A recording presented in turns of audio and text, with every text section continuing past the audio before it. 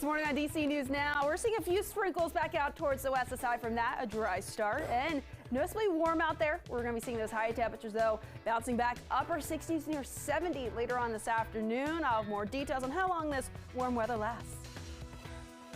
Coming up this morning, today is the deadline. Federal officials set to remove the remaining people at the McPherson Square encampment. Our Lex Warris is live this morning with the latest. Plus, heated meeting, the decision school board members made about 2 sexual assault cases, leaving parents outraged. And this morning, we are learning more about the mass shooting on the campus of Michigan State University.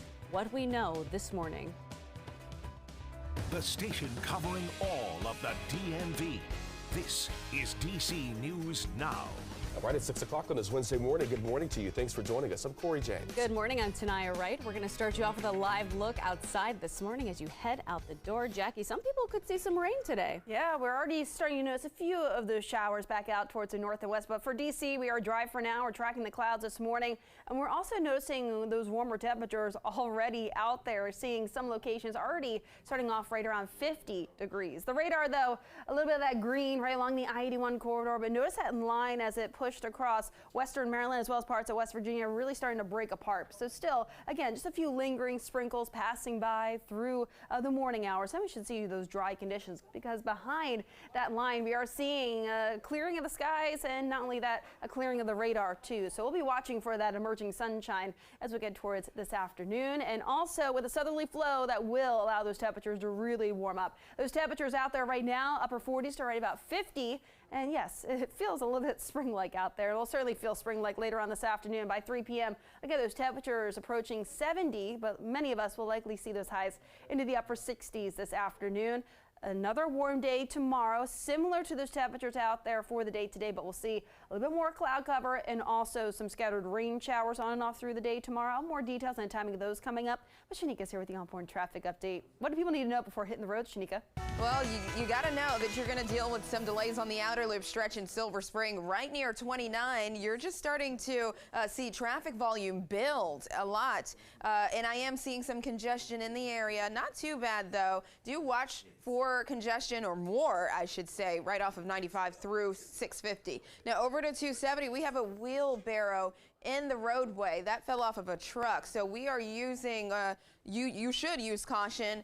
We're waiting for crews to head on scene so you can get that out of the roadway. That is right near 109 in Hyattstown. So coming out of Frederick, heading south, that's when you'll see that issue. After that, though, you're all good to go. Everything is looking good and green. And over to 66 heading westbound, we had a police investigation for hours now that did clear.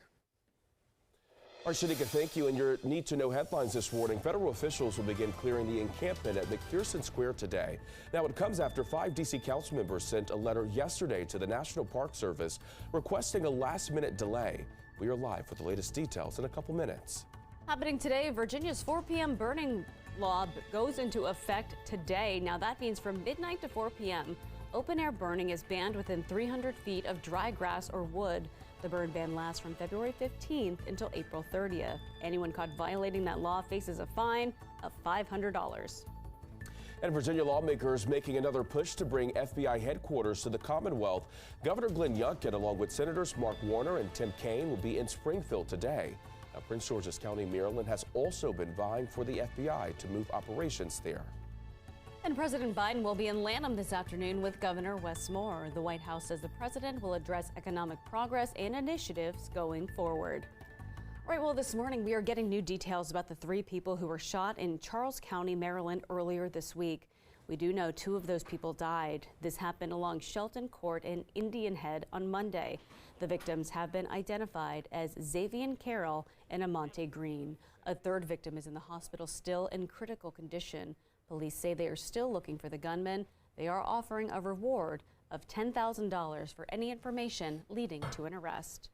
All right, well, in the district's McPherson Square, it's going to be cleared out later this morning, and this will include the people who have been camping out, calling the park home. Yeah, the National Park Service is heading up this eviction. DC News Now's Lex Warris is live at the park this morning, just blocks away from the White House. And Lex, what has people up in arms about this clearing?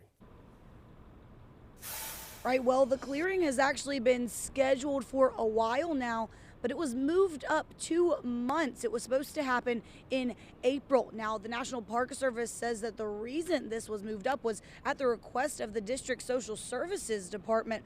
They cite public health and safety as reasons for it having to happen sooner. Now, just yesterday, 5 members of DC Council sent NPS a letter asking them to delay this until the district can put an emergency plan in place to connect the people staying here with housing resources. But according to the notice that's posted around the park, there is intensive case management and resources working with the people who have been living here. Now, this clearing is set to happen at 10 o'clock this morning. They are expecting the people who are here in the park to be cleared out before that time. And then after that, the park will be closed for maintenance and rehabilitation. Live in Washington, I'm Lex Juarez, DC News Now. All right, thank you, Lex. This morning, parents in Loudoun County are still in the dark about the details of an internal report on the school system's handling of recent sexual assault cases on school grounds. Last night, the school board voted down releasing the report, and it left a lot of parents outraged. Our Tosin Fakile is live this morning in Loudoun County School Board with more on what happened at the meeting. Tosin, good morning. Good morning, Tanaya. Yeah, that motion to waive attorney-client privilege to release that internal report failed 3-6 during the Loudoun County School Board meeting last night. And that decision made some parents very upset, and some parents were not afraid to express how they felt about the board using words like liar and cover up. Now, parents have been asking the school board for over a year to release this report. The report looked into how the school district handled 2 sexual assault incidents at 2 different schools. Both assaults were committed by the same student in 2021. That report was finalized in January of 2022 and is currently under attorney-client privilege, but it was ultimately up to the school board to approve the release. Well, that didn't happen last night. Some school board members saying being open and transparent is important, but protecting the rights of students is just as important. Following that decision, parents were outraged, some yelling back at board members and storming out. And that vote last night became yet another controversy with the school board. Now, if you remember, last year, the school board voted to get rid of the school superintendent after a grand jury report showed that this district, quote, failed to prevent a second sexual assault from happening in this very school district. We're staying on top of this developing story. We'll bring you the latest as it happens. Back to you.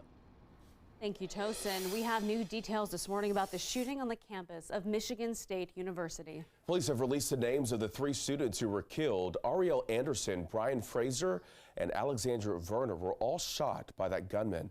Now, police say the gunman died by suicide after going on a shooting rampage. Now, investigators, they're trying to understand his motive.